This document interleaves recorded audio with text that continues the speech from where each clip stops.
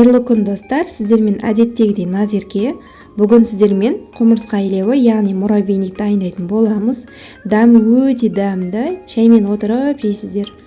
Ең алдымен таза ыдысымызға бөлме температурасындағы сары май саламыз. Оның үстіне қантымызды, ұнды саламыз, және ұн қопсытқыш, және ванилин салып, жақсылап араластырамыз. Егер де менің каналыма тіркелмеген болсаңыз, подписаться батырмасын басып, тіркеліп алыңыздар. Бұдан кейін де көптеген рецепттермен бөлісемін. Жақсылап араластырып болған соң, бізде осындай масса шығу керек. Кішкене шым-шым тұз салып, 4 жұмыртқамызды салып, тағы да жақсылап араластырамыз.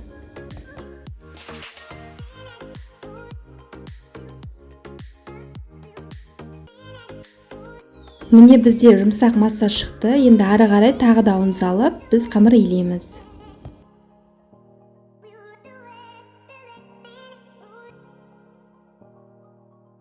Қамырымызды илеп болған соң, қамырды 5-10 минутқа қалдырамыз, демалдыру үшін.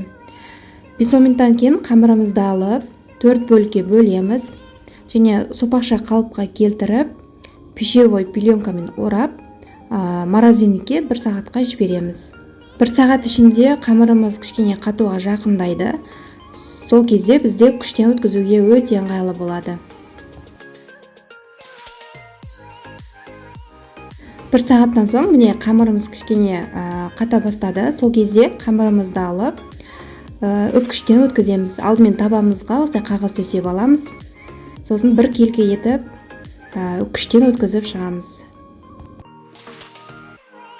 Міне бірінші қамырымыз сәл азда болып қалды, сол үшін екінші қамырды алып, үстінен тағы күште өткіздім.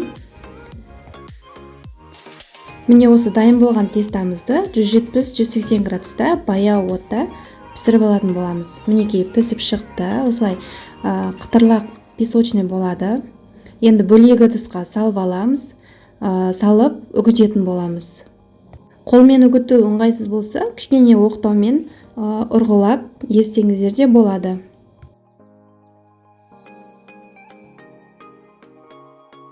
Мінекей барлық тестамызды осылай пісіріп, үгітіп шығамыз.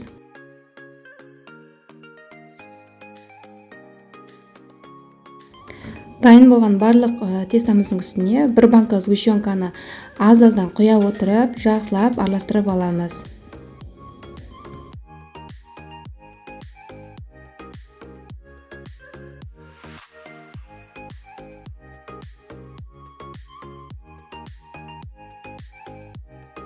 Міне біз жақсылап араластырып алдық. Енді муравейникті дайындау үшін осындай шұқырлау кішкене стакан алсаңыздар, өте алып жегенге де ыңғайлы болады. Алдымен ішін сулап аламыз. Жақсы төңкергенде жақсы түсуі үшін. Сосын тестамызды нығыздап ішіне саламыз. Қолымызға осылай ұрғыласақ, формасы жақсы ұсталып түсетін болады. Барлығын осылай жасап шығамыз.